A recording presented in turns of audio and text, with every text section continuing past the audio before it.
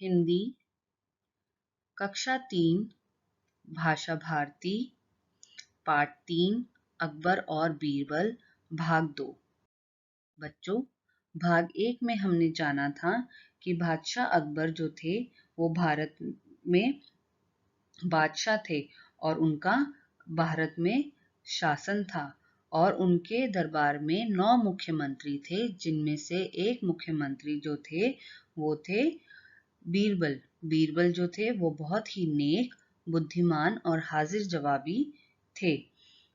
एक दिन एक राज कर्मचारी दरबार में बहुत देर से आया तो अकबर ने उससे उसकी देर से आने का कारण पूछा। तो इस पर राज कर्मचारी ने बताया कि उसका जो बेटा था वो बहुत जिद कर रहा था, इसलिए उसे आने में देर हो गई।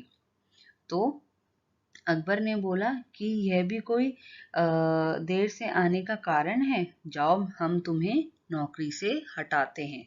तो आइए बच्चों, अब देखते हैं इस भाग में कि वह राज कर्मचारी क्या नौकरी से हटा या उसकी नौकरी बच गई। कर्मचारी बहुत गिड़गिड़ाया, हुजूर, मेरी रोजी मत छीनिए, मैं गरीब आदमी हूँ, मेरे बच्चे भूखे भूखे मर जाएंगे।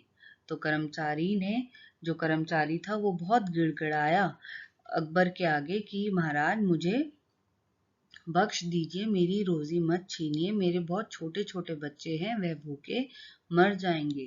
अकबर टस से मस ना हुए, मतलब वो अपने फैसले से ना हिले, वो अपने फैसले पे ही अड़े रहे।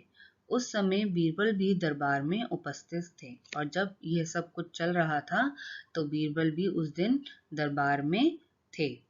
उन्हें अकबर का यह व्यवहार अच्छा ना लगा। बीरबल बोले, महाराज, बाल हट बहुत बुरा होता है, बड़ों को ही बच्चों की जिद के आगे झुकना पड़ता है। आप इस कर्मचारी को नौकरी से मत निकालिए। किंतु अकबर ना माने। अब जो बीरबल थे उनको बहुत बुरा लगा उस कर्मचारी के लिए, तो उन्होंने महाराज को बोला कि जो बाल हट होता है, यानी कि जो बालकों की, जो बच्चों की जिद होती है वो बहुत बुरी होती है और बच्चों की जिद के आगे बड़ों को ही झुकना पड़ता है, इसलिए आप कृपया करके जो कर्मचारी है उसको नौकरी से मत निकालिए। लेकिन अकबर ने उनकी भी एक ना सुनी। बीरबल ने उपाय सोचा। बीरबल बोले, अच्छा, आप पिता बनिए, मैं बच्चा बनता हूँ। अब बीरबल ने सोचा कि चलो कर्मचारी की मदद की जाए, तो उन्होंने कुछ उपाय सोचा। उन्होंने अकबर से बोला कि चलिए आप पिता बनिए, मैं बच्चा बनता हूँ, फिर देखते हैं किसको झुकना पड़ता है। अब बादशाह अकबर को बात में मजा आने लगा था। वे बोले, ठीक है, चलो ऐसा ही करके देख लेते हैं। तो अब अकबर ने भी कहा, ठीक है, मैं पिता बनने के लिए तैयार हूँ और देखते हैं क्या होता है।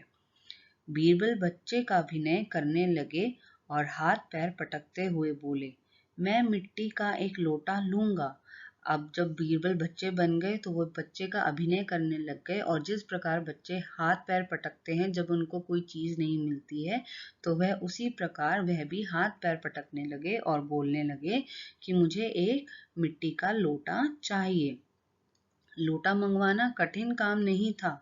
अकबर का इशारा मिलते ही मिट्टी का लोटा आ गया। अब अकबर ने जो था उन्होंने बीरबल की बात मानी और फटाफट से उनके लिए एक मिट्टी का लोटा मंगवा दिया। किंतु बीरबल का हट यही नहीं समाप्त हुआ। ऊ ऊ करते हुए वे फिर से बोले, अब तो मैं एक हाथी लूंगा। अब जब उन्हें बीरबल को एक लोटा मिल गया मिट्टी का, अब उन्हें एक नया हट चढ़ा। उनको अब एक हाथी चाहिए था। अकबर बादशाह थे, हाथी जुटाना भी उनके लिए कठिन न था। तो जो अकबर थे, वो राजा अकबर जो थे वो बादशाह थे और उनके लिए हाथी को भी बुलाना कठिन नहीं था। दरबार में हाथी हाजिर कर दिया गया। अब उनके कहने पे दरबार में हाथी आ गया, किंतु बीरबल का रोना जारी रहा। लेकिन बीरबल का जो रोना था वो जारी रहा। अब क्या है? अकबर थोड़ा झुंझला कर बोले, हाथी को लोटे में डालो, बीरबल ने मचलते हुए कहा। अब जब उनके हाथ में हाथी भी आ गया और लोटा भी आ गया, लेकिन उनकी जिद तब भी कम नहीं हुई और उन्होंने अपने पिताजी यानी कि अकबर जी से बोला कि अब इस हाथी को तुम लोटे में ढालो।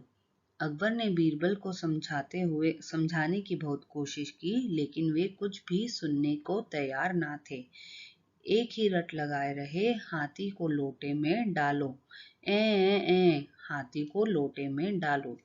अकबर ने बीरबल को समझाने की बहुत कोशिश की कि हाथी को लोटे में नहीं डाला जा सकता, लेकिन तब भी जो बीरबल थे वो नहीं माने और वह यही रट लगाए बैठे।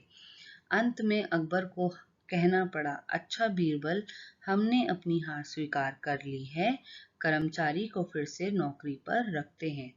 अब अकबर को यह बात समझ में आ गई कि बालहट कितना कितना ज़्यादा जिसे कहते हैं बुरा होता है, और उन्होंने अपनी हार स्वीकार कर ली और उन्होंने कहा ठीक है, अब तुम कर्मचारी को वापस फिर से नौकरी पर रख लो। यह सुनकर बीरबल प्रसन्न हो गया। कर्मचारी ने भी चैन की सांस ली और बीरबल को धन्यवाद किया। तो बच्चों, आशा करती हूँ आपको यह पाठ समझ में आया होगा। धन्यवाद।